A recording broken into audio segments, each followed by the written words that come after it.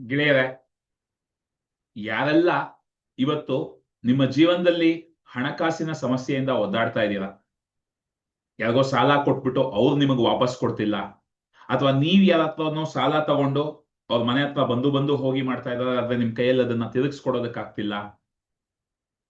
ಹಣಕಾಸಿನ ವಿಷಯದಲ್ಲಿ ಎಲ್ಲೋ ಒಂದ್ ಕಡೆ ಸ್ಟಕ್ ಆಗ್ಬಿಟ್ಟಿದೀರಾ, ಅಲ್ಲಿಂದ ಮೇಲ್ ಹೋಗೋದಕ್ಕೆ ಆಗ್ತಾ ಇಲ್ಲ. ಇಷ್ಟು ಸಂಬಳ ಬರ್ತಾ ಇದೆ, ಇಷ್ಟು ಆದಾಯ, ಮಾಸಿಕ ಆದಾಯ ಬರ್ತಾ ಇದೆ, ಅದನ್ನ ದಾಟಿ ಮುಂದಿನ ಹಂತಕ್ಕೆ ಹೋಗ್ಬೇಕು ಅಂತ ಎಷ್ಟೇ ಪ್ರಯತ್ನ ಪಟ್ರು ಅದು ಆಗ್ತಾ ಇಲ್ಲ. ಯಾಕಂದ್ರೆ ಏನೋ ಒಂದು ಹೊಸ ಖರ್ಚು ಬರುತ್ತೆ, ಏನೋ ಒಂದು ಹೊಸ ಸಮಸ್ಯೆ ಬರುತ್ತೆ, ಇದ್ದಲ್ಲೇ ಸಿಕ್ಕಾಕೊಂಡಿದ್ದೀರಾ.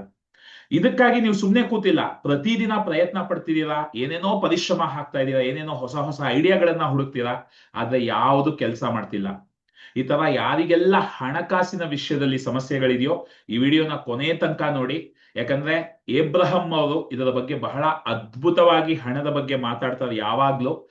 ಅವರು ಕೊಡುವ ಒಂದು ಪರಿಹಾರ ಏನಿರುತ್ತೆ, ನಿಮ್ಮ ಆಲೋಚನಾ ಕ್ರಮವನ್ನ ತಲೆ ಕೆಳಗ್ ಮಾಡ್ಬಿಡುತ್ತೆ.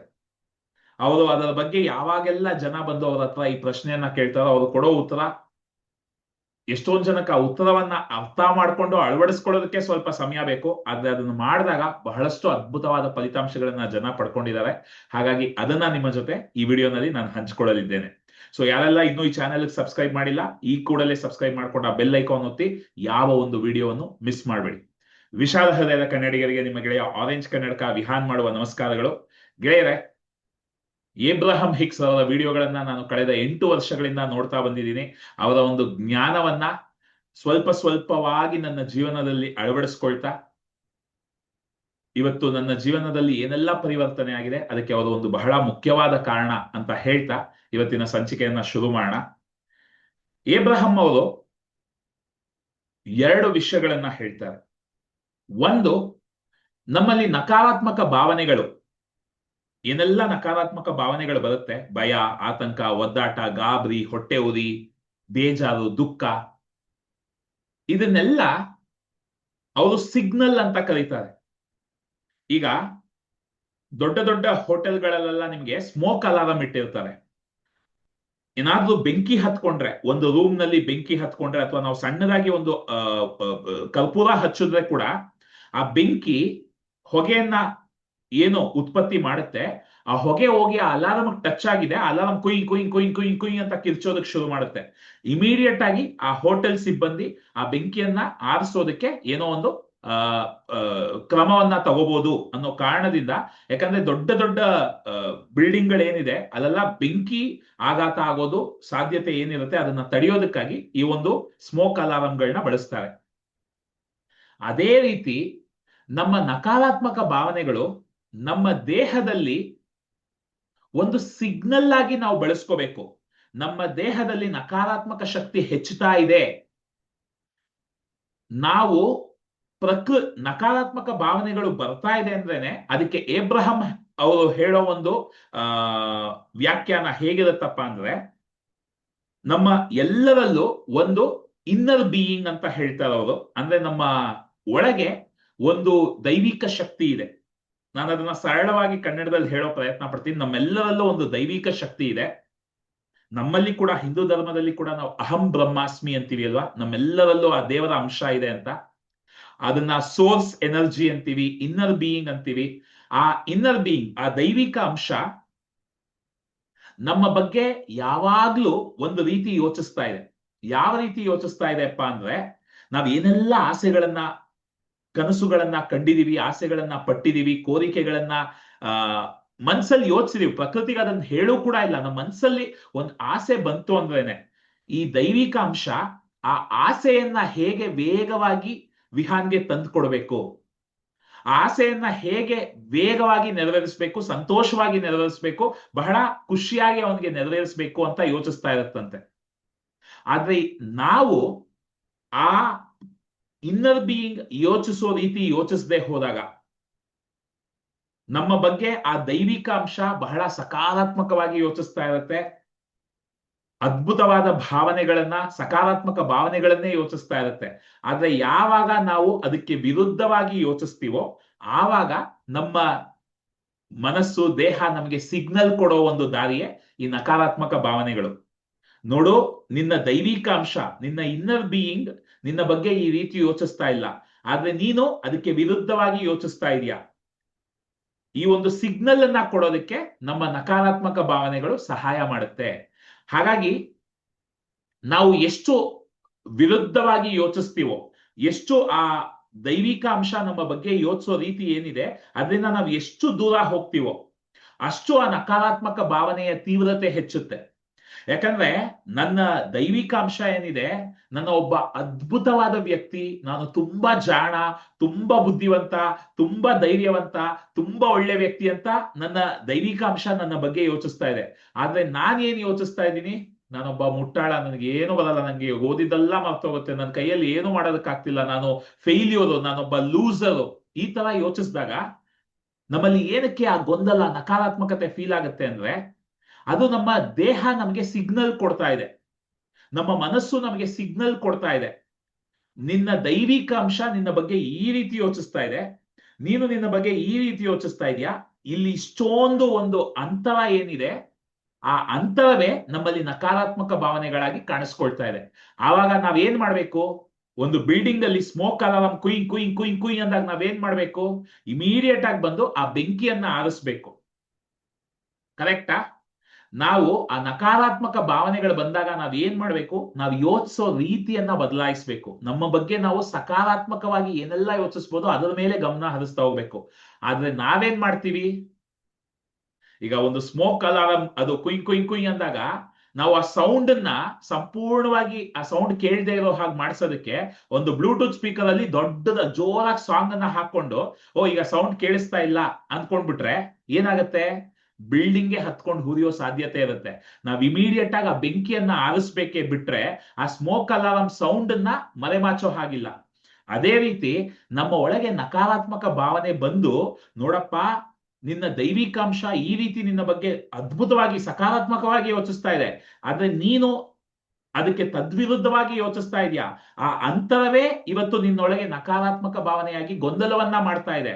ಹಾಗಾಗಿ ನೀನು ನಿನ್ನ ಭಾವನೆಗಳನ್ನ, ನಿನ್ನ ಆಲೋಚನೆಯನ್ನ ಸ್ವಲ್ಪ ನಿನ್ನ ಆ ದೈವಿಕ ಅಂಶಕ್ಕೆ ಹೊಂದಿಕೊಳ್ಳೋ ಹಾಗೆ ಯೋಚಿಸೋದಕ್ಕೆ ಶುರು ಮಾಡು ಅಂತ ಸಿಗ್ನಲ್ ಕೊಡ್ತಾ ಇದೆ.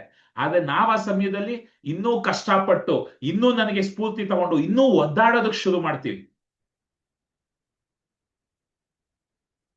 ಅದನ್ನ ಕೇಳಿಸ್ಕೊಳ್ದೆ ಇರೋದಕ್ಕೆ, ನನ್ನ ಬಗ್ಗೆ ನನ್ನ ಮನಸ್ಸು ಏನೆಲ್ಲ ನಕಾರಾತ್ಮಕವಾಗಿ ಮಾತಾಡ್ತಾ ಇದೆ ಅದನ್ನ ಮರೆಮಾಚೋದಕ್ಕೆ ಪ್ರಯತ್ನ ಪಡ್ತೀವಿ, ಅದನ್ನ ಒಳಗೆ ತಳ್ತೀವಿ, ಅದನ್ನ ಮಾತಾಡೋದಕ್ ಬಿಡಲ್ಲ, ಅದನ್ನ ಒಳಗೆ ಅದ್ರ ಬಗ್ಗೆ ಯೋಚಿಸದೆ ಅದನ್ನ ಮರ್ತ್ ಬಿಡೋದಕ್ಕೆ ಟಿವಿ ನೋಡ್ತೀವಿ, ಮರ್ತ್ ಬಿಡೋದಕ್ಕೆ ಚೆನ್ನಾಗಿ ತಿಂದ್ಬಿಟ್ಟು ಮಲಗ್ ಬಿಡ್ತೀವಿ. ಅಥವಾ ತುಂಬಾ ಜನ ಕುಡಿಯೋದಕ್ಕೆ ಅಭ್ಯಾಸ ಇರೋದು, ಕುಡಿಯೋದಕ್ಕೆ ಶುರು ಮಾಡ್ತಾರೆ. ನಕಾರಾತ್ಮಕ ಭಾವನೆಯ ಅನುಭವ ನನಗೆ ಆಗೋದ್ ಬೇಡ ಅಂತ ನಾವೇನ್ ಮಾಡ್ತೀವಿ, ಕುಡಿಯೋದಕ್ಕೆ ಶುರು ಮಾಡ್ತೀವಿ, ಇನ್ನೇನೋ ಅಭ್ಯಾಸಗಳನ್ನ ಚಟಗಳನ್ನ ಬೆಳೆಸ್ಕೊಳ್ತೀವಿ. ಆದ್ರೆ ಆ ನಕಾರಾತ್ಮಕ ಭಾವನೆ ಒಂದು ಸಿಗ್ನಲ್ ಅಷ್ಟೇ. ಸೊ ನಕಾರಾತ್ಮಕ ಭಾವನೆ ತಪ್ಪೇ ಅಲ್ಲ. ನಕಾರಾತ್ಮಕ ಭಾವನೆ ನಮಗೆ ಏನ್ ಹೇಳ್ತಾ ಇದೆ ಅಂದ್ರೆ, ನನ್ನ ದೈವಿಕ ಅಂಶ, ಆ ಇನ್ನರ್ ಬೀಯಿಂಗ್ ಏನಿದೆ ಅದು ಯೋಚಿಸೋ ರೀತಿಗೂ, ನಾನೀಗ ನನ್ನ ಬಗ್ಗೆ ಯೋಚಿಸ್ತಾ ಇರೋ ರೀತಿಗೂ, ಅಥವಾ ಆ ಒಂದು ಸನ್ನಿವೇಶ ಏನ್ ಜೀವನದಲ್ಲಿ ನಡೀತಾ ಇದೆ ಅದ್ರ ಬಗ್ಗೆ ನಾನು ಯೋಚಿಸ್ತಾ ಇರೋ ರೀತಿಗೂ ಅಂತರ ಹೆಚ್ಚಾಗಿದೆ. ಎಷ್ಟು ನನ್ನ ನಕಾರಾತ್ಮಕ ಭಾವನೆಯ ತೀವ್ರತೆ ಎಷ್ಟಿರುತ್ತಪ್ಪ ಅಂದ್ರೆ, ಈ ಅಂತರ ಎಷ್ಟು ದೊಡ್ಡದಾಗಿರುತ್ತೋ ಅಷ್ಟು ತೀವ್ರವಾಗಿರುತ್ತೆ. ಈ ಅಂತರ ಕಡಿಮೆ ಆಗ್ತಾ ಆಗ್ತಾ ಆಗ್ತಾ ನಕಾರಾತ್ಮಕ ಭಾವನೆ ಕಡಿಮೆ ಆಗಿ ಸಕಾರಾತ್ಮಕವಾಗಿ ಬದಲಾಗುತ್ತೆ. ಇದು ಮೊದಲನೇದು. ಸೊ ನಕಾರಾತ್ಮಕ ಭಾವನೆಗಳು ಕೆಟ್ಟ ವಿಷಯನೇ ಅಲ್ಲ, ಅದು ಬರೀ ಒಂದು ಸ್ಮೋಕ್ ಅಲಾರಂ ತರ ನಮ್ಮ ದೇಹದಲ್ಲಿ ನಮಗೂ ಆ ದೈವಿಕಾಂಶಕ್ಕೂ, ನಮ್ಮೊಳಗಿರುವ ಆ ದೈವಿಕಾಂಶಕ್ಕೂ, ನಮ್ಮ ಮನಸ್ಸಿಗೂ ನಮ್ಮ ದೈವಿಕಾಂಶಕ್ಕೂ ಇರುವ ಒಂದು ಆಲೋಚನಾ ಕ್ರಮದ ವ್ಯತ್ಯಾಸದ ಅಂತರವನ್ನ ತೋರಿಸುವ ಒಂದು ಅಲಾರಂ ಅಷ್ಟೇ ಅದು. ಇದೊಂದು ಬಹಳ ಮುಖ್ಯವಾದ ವಿಷಯ ಅವ್ರು ಯಾವಾಗ್ಲೂ ಹೇಳೋದು. ಎರಡನೇದು ಕಾಂಟ್ರಾಸ್ಟ್ ಅಂತ ಹೇಳ್ತಾರೆ. ಅಂದ್ರೆ ಏನು, ನಾನು ಒಂದು ವಿಷಯ ಬೇಕು ಅಂದ್ಕೊಂಡಾಗ ಅದು ನಡೀದೇ ಇದ್ದಾಗ ನಾವು ಅದನ್ನ ಏನಂತೀವಿ, ಸಮಸ್ಯೆಗಳು, ನನಗಾಗ್ತಿರೋ ತೊಂದರೆಗಳು ಸಮಸ್ಯೆಗಳು ಅಂತ ಏನ್ ಅಂತೀವಿ, ಅದನ್ನ ಕಾಂಟ್ರಾಸ್ಟ್ ಅಂತ ಹೇಳ್ತಾರೆ. ಬಹಳಷ್ಟು ಜನ ನಾವುಗಳು ಸಮಸ್ಯೆಗಳನ್ನ ಒಂದು ಕೆಟ್ಟ ವಿಷಯವಾಗಿ ಯೋಚಿಸ್ತೀವಿ. ಆದ್ರೆ ಏಬ್ರಹಂ ಅವರು ಅದನ್ನ ಹೇಗೆ ಹೇಳ್ತಾರಪ್ಪ ಅಂದ್ರೆ, ಸಮಸ್ಯೆಗಳು ನಮಗೆ ಹೊಸ ಹೊಸ ಆಸೆಗಳನ್ನ ನಾವು ಪಡ್ಕೊಳ್ಳೋದಕ್ಕೆ, ಹೊಸ ಆಸೆಗಳು ನಮಗ್ ಬರೋದಕ್ಕೆ ಕಾರಣನೇ ಏನೋ ಸಮಸ್ಯೆಗಳು. ಈಗ ಉದಾಹರಣೆಗೆ ನಾನೊಂದು 2 BHK ಮನೆಗೆ ಹೋಗ್ತೀನಿ, ಆಸೆ ಪಟ್ಟಿರ್ತೀನಿ 2 BHK ಮನೆ, ಆಸೆ ಪಟ್ಟು 2 BHK ಮನೆಗೆ ಹೋಗ್ತೀನಿ. ಆದ್ರೆ ನನಗೆ ಅಲ್ಲಿ ಗೊತ್ತಾಗುತ್ತೆ, ಓ 2 BHK ನನಗೆ ಸಾಕಾಗ್ತಾ ಇಲ್ಲ, 3 BHK ಇರಬೇಕಾಗಿತ್ತು ಅಂತ. ಆ 2 BHK ಅಲ್ಲಿ ನಾವು ಒಂದ್ ಸ್ವಲ್ಪ ದಿನ ಬಾಳ್ದಾಗ ನಮ್ಗೆ ಅರ್ಥ ಆಗುತ್ತೆ, ಅಲ್ಲಿ 2 BHK ಸಾಕಾಗಲ್ಲ, 3 BHK ಬೇಕು ಅಂತ. ಆ ಒಂದು ಆಸೆ ಬರುತ್ತೆ, 3 BHK ಇದ್ರೆ ಚೆನ್ನಾಗಿರುತ್ತೆ ಅಂತ. ಹಿಂದಿನ ವಿಡಿಯೋನಲ್ಲಿ ನಾನು ಹೇಳಿದೆ, ನೀವು ಪ್ರಕೃತಿಗೆ ಅದನ್ನ ಹೇಳ್ಬೇಕಾಗೂ ಇಲ್ಲ, ನಿಮ್ಮ ಮನ್ಸಲ್ಲಿ ಆ ಒಂದು ಆಲೋಚನೆ ಬರುತ್ತಲ್ಲ, 3 BHK ಇದ್ರೆ ಚೆನ್ನಾಗಿರ್ತಿತ್ತು ಅಂತ ಪ್ರಕೃತಿ ಕೇಳಿಸ್ಕೊಂಡಾಯ್ತು. ಸೊ ಆ 2 BHK ನಲ್ಲಿ ಇರೋದು ಆ ಸಮಸ್ಯೆ ಆಗಿ ನಾವ್ ಏನ್ ನೋಡ್ತೀವಿ, ಅದು ಒಂದು ಅವಕಾಶ. ನಮಗೆ ಹೊಸ ಆಸೆ ಬಂದು ಆ ಹೊಸ ಆಸೆಯನ್ನ ಪ್ರಕೃತಿ ನಮಗೆ ತಂದು ಕೊಡೋದಕ್ಕೆ ಒಂದು ಅವಕಾಶ ಅದು.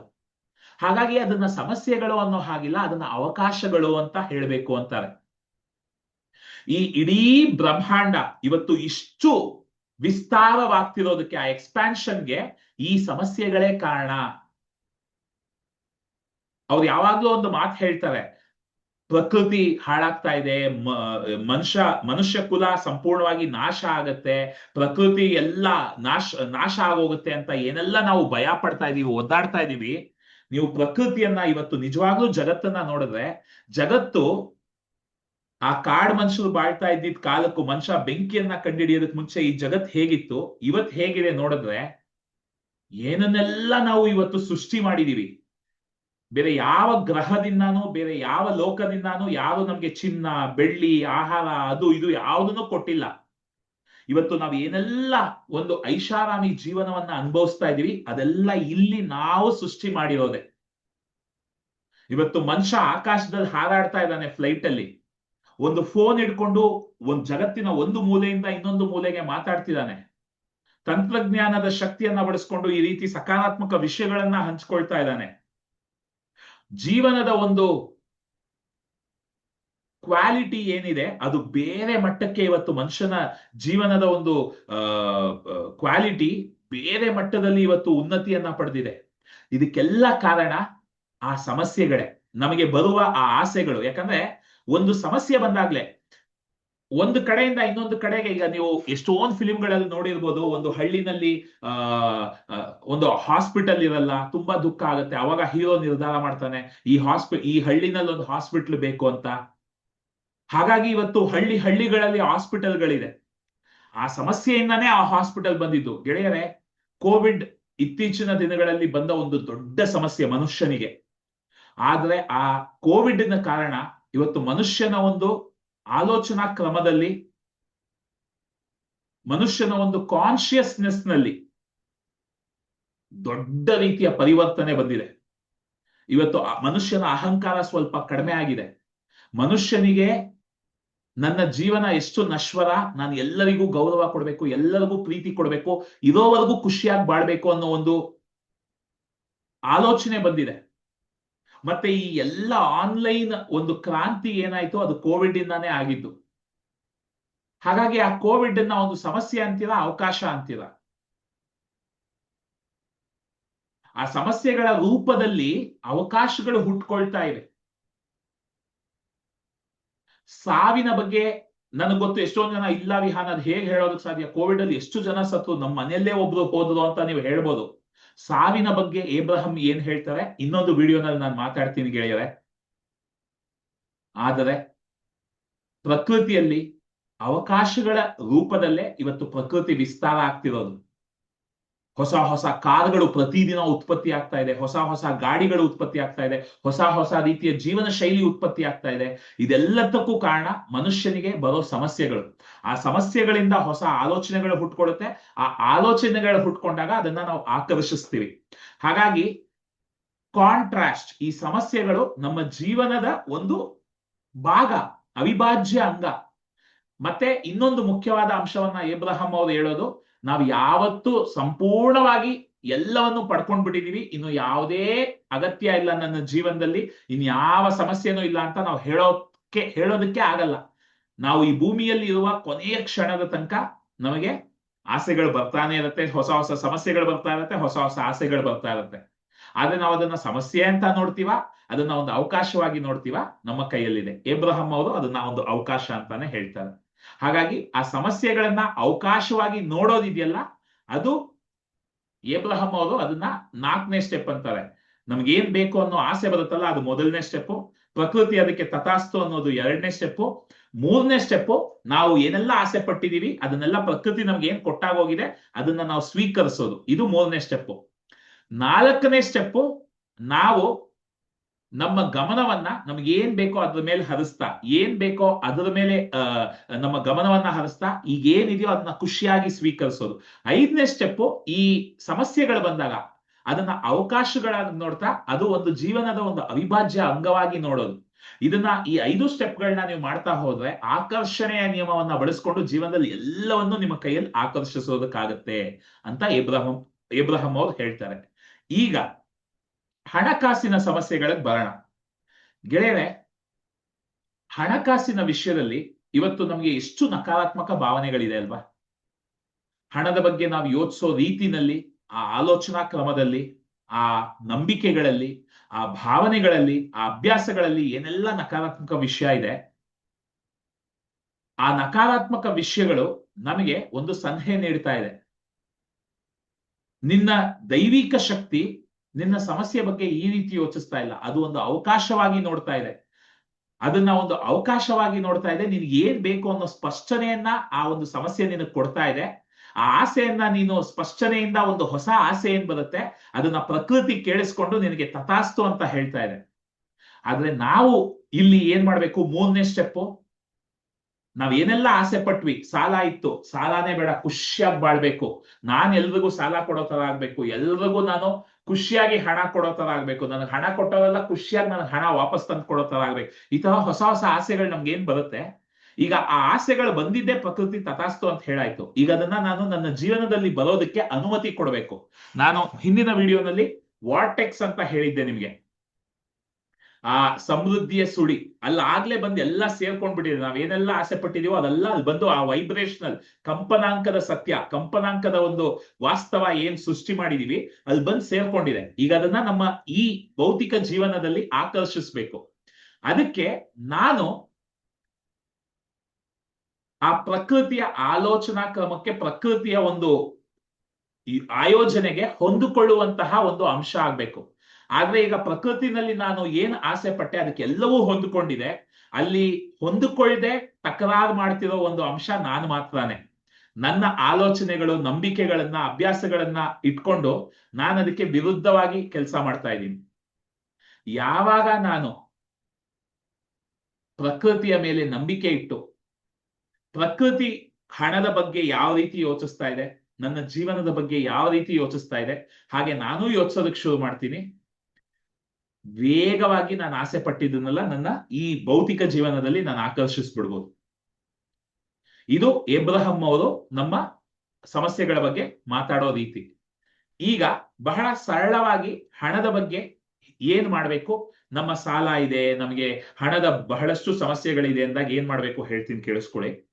ಗೆಳೆಯರೆ, ಏಬ್ರಹಂ ಅವರು ಯಾವಾಗ್ಲೂ ಹೇಳ್ತಾರೆ, ಯಾವಾಗ ನಿಮ್ಮ ಜೀವನದಲ್ಲಿ ನಮ್ಮ ಜೀವನದಲ್ಲಿ ಬೇರೆ ಬೇರೆ ಕ್ಷೇತ್ರಗಳಿದೆ, ಆರೋಗ್ಯ ಇದೆ, ಬಾಂಧವ್ಯ ಇದೆ, ವೃತ್ತಿ ಜೀವನ ಇದೆ, ಹಣಕಾಸಿದೆ, ಈ ರೀತಿ ಬೇರೆ ಬೇರೆ ವಿಷಯಗಳಿದೆ. ಯಾವಾಗ ಒಂದು ವಿಷಯದಲ್ಲಿ ತುಂಬಾ ಸಮಸ್ಯೆ ಆಗಿದೆ, ಆ ವಿಷಯದ ಬಗ್ಗೆ ಸ್ವಲ್ಪ ಗಮನ ಹರಿಸೋದನ್ನ ಕಡಿಮೆ ಮಾಡಿ, ಯಾವ ವಿಷಯದಲ್ಲಿ ನಿಮಗೆ ಬಹಳ ಸಂತೋಷ ಇದೆ, ಆನಂದ ಇದೆ, ಅಲ್ಲಿ ನಿಮ್ಮ ಗಮನವನ್ನ ಸಂಪೂರ್ಣವಾಗಿ ಕೊಡಿ, ಅಲ್ಲಿ ನಿಮ್ಮ ಸಮಯವನ್ನ ಕೊಡಿ, ಅಲ್ಲಿ ನೀವು ಹೆಚ್ಚು ಹೆಚ್ಚು ಕೆಲಸ ಮಾಡ್ತಾ ಹೋಗಿ. ಆವಾಗ ಈ ವಿಷಯದಲ್ಲಿ ಕೂಡ ಆ ಸಕಾರಾತ್ಮಕ ಶಕ್ತಿಯ ಫಲಿತಾಂಶದಿಂದ ಈ ವಿಷಯದಲ್ಲಿ ಕೂಡ ನಿಮ್ಮ ಪ್ರತಿರೋಧ ಅಂದ್ರೆ ರೆಸಿಸ್ಟೆನ್ಸ್ ಏನಿರುತ್ತೆ ಅದು ಕಡಿಮೆ ಆಗ್ತಾ ಹೋಗುತ್ತೆ. ಅದ್ರ ಮೇಲೆ ನೀವು ಗಮನನೇ ಹರಿಸ್ಬೇಕಾಗಿಲ್ಲ. ಈಗ ನಾವು ರೂಢಿ ಏನಪ್ಪ ಮನುಷ್ಯನಿಗೆ ಅಂದ್ರೆ, ಈಗ ಹಣಕಾಸಿನ ವಿಷಯದಲ್ಲಿ ಒಂದು ಸಮಸ್ಯೆ ಇದೆ ಅಂದ್ರೆ ಅದ್ರ ಬಗ್ಗೆ ಹಗಲು ರಾತ್ರಿ ಚಿಂತೆ ಪಡ್ತೀವಿ, ಅದ್ರ ಬಗ್ಗೆ ಸಿಕ್ದವ್ರ ಹತ್ರ ಎಲ್ಲ ಮಾತಾಡ್ತೀವಿ, ಅದನ್ನ ಹೇಗಾದ್ರೂ ಬಗೆಹರಿಸ್ಬೇಕು ಅಂತ 24 ಗಂಟೆ ಅದಕ್ಕೆ ಹೊಸ ಹೊಸ ಆಯೋಜನೆಗಳನ್ನ ಮಾಡ್ಕೊಳ್ತೀವಿ, ಅದಕ್ಕಾಗಿ ಹಗಲು ರಾತ್ರಿ ಕಷ್ಟ ಪಡ್ತೀವಿ. ಆದ್ರೆ ಏಬ್ರಹಂ ಹೇಳ್ತಾರೆ, ಈ ರೀತಿ ನಾವು ಕೆಲಸ ಮಾಡಿದಾಗ ಆ ಸಮಸ್ಯೆಯಿಂದ ಹೊರಗೆ ಬರೋದಕ್ಕೆ ಸಾಧ್ಯ ಇಲ್ಲ. ಯಾಕಂದ್ರೆ ಆಲ್ರೆಡಿ ಅಲ್ಲಿ ಬಹಳಷ್ಟು ಪ್ರತಿರೋಧ ಇದೆ, ರೆಸಿಸ್ಟೆನ್ಸ್ ಇದೆ. ಇನ್ನೂ ನಾವು ಅದಕ್ಕೆ ಆ ಉರಿತಿರೋ ಬೆಂಕಿಗೆ ತುಪ್ಪ ಸುರಿದ ಹಾಗೆ ಇನ್ನೂ ಅದಕ್ಕೆ ನಕಾರಾತ್ಮಕ ಭಾವನೆಗಳನ್ನೇ, ಚಿಂತೆ, ಭಯ, ಆತಂಕ, ಒದ್ದಾಟ, ನೋವು, ಈ ಎಲ್ಲಾ ಭಾವನೆಗಳನ್ನ ತಗೊಂಡು ಹೋಗಿ ಹಾಕಿ ಇನ್ನೂ ಆ ಒಂದು ನಕಾರಾತ್ಮಕ ಶಕ್ತಿಯನ್ನ ಹೆಚ್ಚಿಸ್ತಾ ಇದೀವಿ. ಅದರ ಬದಲು ನಿಮ್ಮ ಮನೆಯಲ್ಲಿ ಒಂದು ಮಗುವಿದೆ, ಆರೋಗ್ಯವಾಗಿದೆ, ಆ ಮಗುವಿನ ಬಗ್ಗೆ ನಿಮಗೆ ತುಂಬಾ ಸಂತೋಷ ಇದೆ. ಸ್ವಲ್ಪ ಕಷ್ಟ ಆಗ್ಬೋದು ಇದು, ಯಾಕಂದ್ರೆ ರೂಢಿ ಮಾಡ್ಕೊಂಡ್ ಬಿಟ್ಟಿದೀವಲ್ಲ ಚಿಂತೆ ಬಗ್ಗೆ ಯೋಚಿಸಿ. ಈಗ ಚಿಂತೆಯನ್ನ ಮರೆತು ಮಗು ಜೊತೆ ಕೂತ್ಕೊಂಡು ಆಟ ಆಡಿ, ಮಗು ಜೊತೆ ಸಮಯ ಸ್ಪೆಂಡ್ ಮಾಡಿ, ಸಮಯ ಕಳೀರಿ. ಅಥವಾ ನಿಮಗೆ ಕೆಲ್ಸದಲ್ಲಿ ತುಂಬಾ ಖುಷಿ ಕೊಡ್ತಾ ಇದೆ, ಕೆಲಸ ಮಾಡೋದು ತುಂಬಾ ಖುಷಿ ಕೊಡುತ್ತೆ, ಕೆಲ್ಸದ ಮೇಲೆ ಫೋಕಸ್ ಮಾಡಿ. ಗೆಳೆಯರೆ, ಇಲ್ಲಿ ನಮ್ಮ ಪರಿಶ್ರಮ ಮುಖ್ಯ ಆಗುತ್ತೆ. ನಾವು ಹೋಗಿ ಹಣ ಮಾಡೋದಕ್ಕೆ ಇನ್ನಷ್ಟು ಕಷ್ಟ ಪಡ್ತೀವಲ್ಲ, ಆ ಪರಿಶ್ರಮದಿಂದ ನಿಮಗೆ ಹಣ ಬರಲ್ಲ. ನಿಮ್ಮ ಗಮನವನ್ನ ಆ ಸಮಸ್ಯೆ ಮೇಲಿಂದ ತೆಗೆದು ನಿಮಗೆ ಖುಷಿ ಕೊಡೋ ವಿಷಯದ ಮೇಲೆ ಹರಿಸೋದಿದೆ ಅಲ್ವಾ, ಇದು ನಿಜವಾಗ್ಲೂ ನಾವು ಹಾಕ್ಬೇಕಾಗಿರೋ ಪರಿಶ್ರಮ. ಇಲ್ಲಿ ಏಬ್ರಹಂ ಏನ್ ಹೇಳ್ತಾರೆ, ಇದು ಸಂಪೂರ್ಣವಾಗಿ ಈಗ ನಿಮಗೆ ಹಣದ ಬಗ್ಗೆ ತುಂಬಾ ನೋವಿದೆ, ದುಃಖ ಇದೆ, ಚಿಂತೆ ಇದೆ, ನೀವು ಸಡನ್ ಆಗಿ ಆ ಫೋಕಸ್ ಅನ್ನ ಶಿಫ್ಟ್ ಮಾಡೋದಕ್ಕಾಗಲ್ಲ. ಈಗ ನೀವು ಒಂದು ಗಾಡಿ ರೋಡಲ್ಲಿ ಹೋಗ್ಬೇಕಾದ್ರೆ 10 ಕಿಲೋಮೀಟರ್ಸ್ ಪರ್ ಅವರ್, ಒಂದು 10 ಕಿಲೋಮೀಟರ್ ಸ್ಪೀಡ್ ಅಲ್ಲಿ ಹೋಗ್ತಾ ಇದೆ, 5 ಕಿಲೋಮೀಟರ್ ಸ್ಪೀಡ್ ಅಲ್ಲಿ ಹೋಗ್ತಾ ಇದೆ ಅಂದ್ರೆ ಅದನ್ನ ಬ್ರೇಕ್ ಹೊಡೆದ್ರೆ ಇಮಿಡಿಯೇಟ್ ಆಗಿ ನಿಲ್ಲುತ್ತೆ. ಆದ್ರೆ 100 ಕಿಲೋಮೀಟರ್ ಪರ್ ಅವರ್ ಸ್ಪೀಡ್ ಅಲ್ಲಿ ಹೋಗ್ತಾ ಇದ್ರೆ ಅದರ ಮುಂದೆ ನೀವೇನ ಅದನ್ನ ಬ್ರೇಕ್ ಹಿಡಿಯೋದಕ್ಕೆ ಹೋದ್ರೆ ಸ್ಕಿಡ್ ಆಗಿ ಕ್ರಾಶ್ ಆಗುತ್ತೆ. ಕರೆಕ್ಟಾ? ಹಾಗಾಗಿ ಆವೇಗ ಅಂತ ಒಂದು ವಿಷಯವನ್ನ ಏಬ್ರಹಂ ಅವರು ಯಾವಾಗ್ಲೂ ಹೇಳ್ತಾರೆ. ನಾವು ಯಾವ ರೀತಿ ಯೋಚಿಸ್ತೀವೋ, ಯೋಚಿಸ್ತಾ ಆ ನಕಾರಾತ್ಮಕ ಆಲೋಚನಾ ಕ್ರಮ ಅಥವಾ ಸಕಾರಾತ್ಮಕ ಆಲೋಚನಾ ಕ್ರಮಕ್ಕೆ ಒಂದು ಆವೇಗ ಹರಿಯುತ್ತೆ, ಅದಕ್ಕೆ ಒಂದು ಮೊಮೆಂಟಮ್ ಬಿಲ್ಡ್ ಆಗುತ್ತೆ. ಹಾಗಾಗಿ ಈಗ ನಕಾರಾತ್ಮಕವಾಗಿ ಯೋಚಿಸ್ತಾ ಅಲ್ಲಿ ಒಂದು ಆವೇಗ ಬಿಲ್ಡ್ ಆಗಿದ್ರೆ ಅದನ್ನ ಸಡನ್ ಆಗಿ ಬದಲಾಯಿಸೋದಕ್ಕಾಗಲ್ಲ, ಸ್ವಲ್ಪವಾಗಿ ಬದಲಾಯಿಸೋದಕ್ಕಾಗತ್ತೆ. ಸ್ವಲ್ಪವಾಗಿ. ಹೇಗೆ? ನಾನು ಹೇಳ್ದೆ ಅಲ್ವಾ, ಈಗ ಹಣದ ಸಮಸ್ಯೆ ನಿಮ್ಮ ತಲೆಯನ್ನ ಕೆಡಿಸ್ ಹಾಕ್ಬಿಟ್ಟಿದೆ, ಏನ್ ಮಾಡೋದ್ ದಾರಿ ಗೊತ್ತಾಗ್ತಾ ಇಲ್ಲ, ನಿಮ್ಗೆ ಅದಕ್ಕೆ ಸೊಲ್ಯೂಷನ್ ಸಿಗ್ತಾ ಇಲ್ಲ, ಅದಕ್ಕೊಂದು ಪರಿಹಾರ ಸಿಗ್ತಾ ಇಲ್ಲ, ತಲೆ ಕೆಟ್ಟೋಗಿದೆ. ಈಗ ಅದ್ರ ಬಗ್ಗೆ ಯೋಚಿಸಿದಷ್ಟು ಇನ್ನಷ್ಟು ಚಿಂತೆ ಜಾಸ್ತಿ ಆಗ್ತಾ ಹೋಗುತ್ತೆ ಬಿಟ್ರೆ, ಸಮಸ್ಯೆ ಇನ್ನೂ ದೊಡ್ಡದಾಗ್ತಾ ಹೋಗುತ್ತೆ ಬಿಟ್ರೆ ಕಡಿಮೆ ಆಗಲ್ಲ. ಆದ್ರೆ ಅದನ್ನ ಮರೆತು ಇನ್ನೇನೋ ಮಾಡೋದು ಕಷ್ಟ, ಅರ್ಥ ಆಗತ್ತೆ. ಆದ್ರೆ ಆ ಸಮಯದಲ್ಲಿ ನಿಮ್ಮ ಜೀವನದಲ್ಲಿ ಏನೆಲ್ಲ ಕೆಲಸ ಮಾಡ್ತಾ ಇದೆ, ಏನೆಲ್ಲ ಸಕಾರಾತ್ಮಕ ವಿಷಯಗಳಿದೆ, ಅದರ ಮೇಲೆ ಸ್ವಲ್ಪ ಗಮನವನ್ನ ಹರಿಸಿ. ಸ್ವಲ್ಪ ಗಮನವನ್ನ ಹರಿಸಿದಾಗ ಸ್ವಲ್ಪ ಅಲ್ಲಿ ಆವೇಗ ಕಡಿಮೆ ಆಗುತ್ತೆ. ಇನ್ನಷ್ಟು ಸಕಾರಾತ್ಮಕ ವಿಷಯಗಳನ್ನ ಗಮನ ಹರಿಸ್ತಾ ಇದು ನಿಧಾನಕ್ಕೆ ಆಗ್ಬೋದು. ಗೆಳೆಯರೇ, ಏಬ್ರಹಂ ಅವರು ಯಾವಾಗಲೂ ಒಂದು ಹೇಳ್ತಾರೆ, ನೀವು 10 ರೂಪಾಯಿ ಸಂಪಾದಿಸೋದಿರ್ಲಿ, 1000 ಕೋಟಿ ಸಂಪಾದಿಸೋದಿರ್ಲಿ, ಪ್ರಕೃತಿಗೆ ಸಮಯ ಬೇಕಿಲ್ಲ. ನೀವು 10 ರೂಪಾಯಿ ಕೇಳಿದ್ರೆ 10 ರೂಪಾಯಿ ತಥಾಸ್ತು ಅನ್ನತ್ತೆ, 1000 ಕೋಟಿ ಕೇಳಿದ್ರೆ 1000 ಕೋಟಿ ತಥಾಸ್ತು ಅನ್ನತ್ತೆ, ಈ ಕ್ಷಣನೇ ಅನ್ನತ್ತೆ. ಆದ್ರೆ ಅದನ್ನ ನೀವು ಆಕರ್ಷಿಸೋದಕ್ಕೆ ನೀವು ಆ ಪ್ರಕೃತಿ ಅದರ ಬಗ್ಗೆ ಯಾವ ರೀತಿ ಯೋಚಿಸುತ್ತೋ ಆ ಆಲೋಚನಾ ಕ್ರಮಕ್ಕೆ ಹೊಂದಾಣಿಕೆ ಆಗ್ಬೇಕು. ಅದಕ್ಕೆ ಸಮಯ ಬೇಕಾಗತ್ತೆ. ಯಾಕಂದ್ರೆ ನಾವು ನಮ್ಮ ತಲೆಯಲ್ಲಿ 1000 ಕೋಟಿ ಅಂದ್ರೆ ಅಷ್ಟು ದೊಡ್ಡ ವಿಷಯ ಅಂತ ನಾವ್ ಏನ್ ಅಂದ್ಕೊಳ್ತಾ ಇದೀವಿ, ಆ ನಂಬಿಕೆ 10,000 ಕೋಟಿ ನನಗೆ ಬಹಳ ಸುಲಭ ಅನ್ನೋ ಸ್ಥಿತಿಗೆ ಹೋಗ್ಬೇಕು ಅಂದ್ರೆ ಅದಕ್ಕೆ ನಮ್ಮಲ್ಲಿ ಆ ಒಂದು ಪರಿವರ್ತನೆ ಆಗ್ತಾ ಹೋಗ್ಬೇಕು. ಆ ಪರಿವರ್ತನೆಗೆ ಎಷ್ಟು ಸಮಯ ಬೇಕೋ ಅಷ್ಟು ವೇಗವಾಗಿ ಆ 1000 ಕೋಟಿಯನ್ನ ನಾವು ಆಕರ್ಷಿಸೋದಕ್ಕೆ ಆಗತ್ತೆ ಅಂತ ಏಬ್ರಹಂ ಅವ್ರು ಯಾವಾಗ್ಲೂ ಹೇಳ್ತಾರೆ. ಇವತ್ತು ನಮಗೆ 10 ರೂಪಾಯಿ, 1000 ರೂಪಾಯಿ, 10,000 ರೂಪಾಯಿ ಮಾತಾಡ್ತಾ ಇರೋ ನಮಗೆ 10,000 ಕೋಟಿಯ ಬಗ್ಗೆ ಹೇಳಿದಾಗ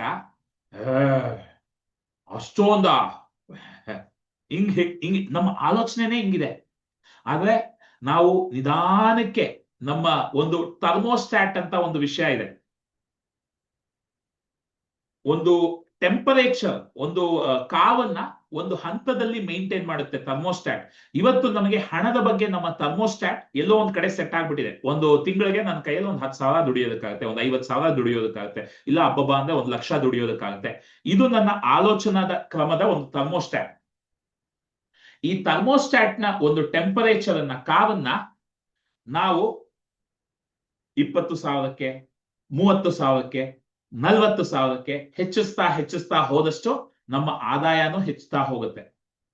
ಒಂದು ಹಂತದಲ್ಲಿ 10,000 ಕೋಟಿ ನಮಗೆ ಬರೋದು ಸಹಜ ಅಂತ ನಮ್ಗೆ ಯಾವತ್ತು ಅನ್ಸುತ್ತೋ ಅವತ್ತು 10,000 ಕೋಟಿನೂ ಹಿಂಗ ಪ್ರಕೃತಿ ನಮಗ್ ಕೊಡುತ್ತೆ ಅಂತ ಹೇಳ್ತಾರೆ. ಗೆಳೆಯರೆ, ಇದರ ಬಗ್ಗೆ ಇನ್ನಷ್ಟು ಬಹಳಷ್ಟು ಹೇಳೋದಿದೆ, ಸ್ವಲ್ಪ ಸ್ವಲ್ಪವಾಗಿ ಹೇಳ್ತಾ ಹೋಗ್ತೀನಿ. ಆದ್ರೆ ಈ ವಿಡಿಯೋನಲ್ಲಿ ಒಂದು ವಿಷಯನ ನೀವು ಅರ್ಥ ಮಾಡ್ಕೋಬೇಕು ಅಂದ್ರೆ, ನಿಮ್ಮ ಜೀವನದಲ್ಲಿ ಹಣದ ಸಮಸ್ಯೆಯಿಂದ ಹೊರಗೆ ಬರೋದಕ್ಕೆ ಒಂದು ಸುಲಭವಾದ ದಾರಿ, ಏಬ್ರಹಂ ಹೇಳೋ ದಾರಿ. ಆ ಹಣದ ಬಗ್ಗೆ ಇನ್ನಷ್ಟು ಚಿಂತೆಯನ್ನ ಮಾಡಿ, ಇನ್ನಷ್ಟು ಯೋಚನೆಯನ್ನ ಮಾಡಿ, ಇನ್ನಷ್ಟು ಒದ್ದಾಟವನ್ನ ಸೃಷ್ಟಿ ಮಾಡಬೇಡಿ. ನಿಮ್ ಕೈಯಲ್ಲಿ ಏನ್ ಮಾಡೋದಕ್ಕಾಗುತ್ತೋ, ಸಾಲದವ್ರಿಗೆ ಸ್ವಲ್ಪ ಸಮಯ ಕೇಳಿ, ಅಥವಾ ಸ್ವಲ್ಪ ಹಣ ಹೊಂಚಿ ಕೊಡೋದಕ್ಕಾದ್ರೆ ಕೊಡಿ. ಕೈಯಲ್ಲಿ ಏನ್ ಮಾಡೋದಕ್ಕಾಗತ್ತೋ ಅದನ್ನ ಮಾಡಿ. ಏನು ಮಾಡೋದಕ್ಕಾಗಲ್ವಾ, ಅವ್ರ ಹತ್ರ ಹೇಳಿ, ನಾನು ಎಲ್ಲೂ ಓಡೋಗಿಲ್ಲ, ಇಲ್ಲೇ ಇದ್ದೀನಿ, ನಾನು ಮಾತಾಡೋದಕ್ಕಾಗತ್ತೆ ಖಂಡಿತ.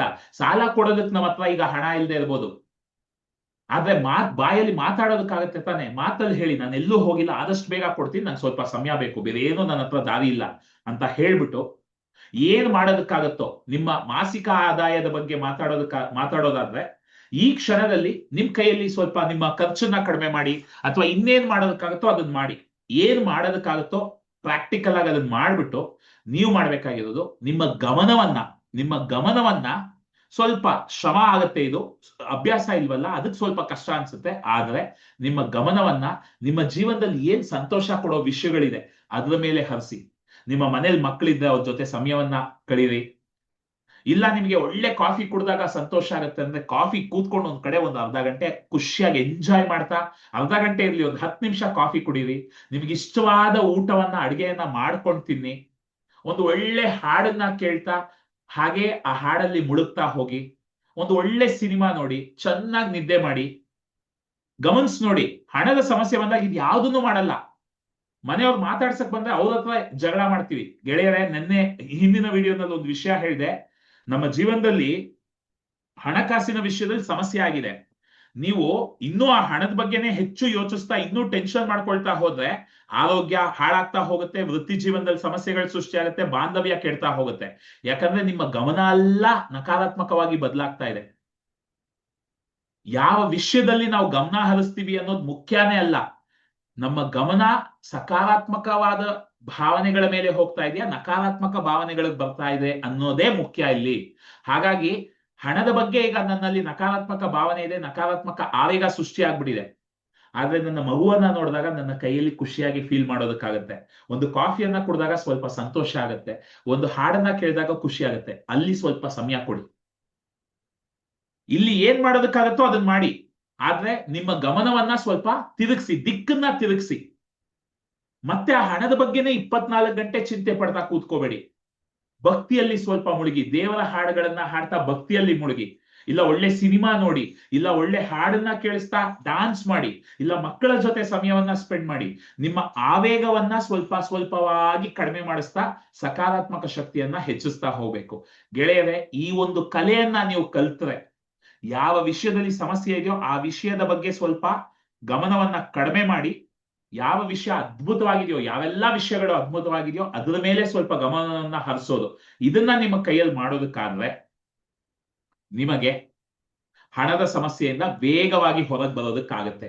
ಇದೇ ಏಬ್ರಹಂ ಅವರು ಹೇಳೋದು. ಯಾರಿಗೆಲ್ಲ ಇದು ಸಂಪೂರ್ಣವಾಗಿ ಸಂಪೂರ್ಣವಾಗಿ ಅರ್ಥ ಆಯ್ತು,